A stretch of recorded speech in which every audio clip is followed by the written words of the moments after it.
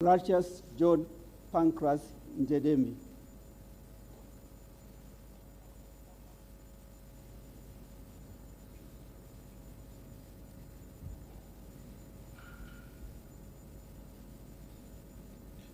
Mimi, Deogratius John Pancras Ndejembi, naapa kwamba nitakuwa mwaminifu kwa Jamhuri ya Muungano wa Tanzania na kuitumikia kwa moyo wangu wote, na kwamba nitahifadhi, nitailinda na kuitetea Katiba ya Jamhuri ya Muungano wa Tanzania kwa mujibu wa sheria iliyowekwa. Ewe Mwenyezi Mungu nisaidie.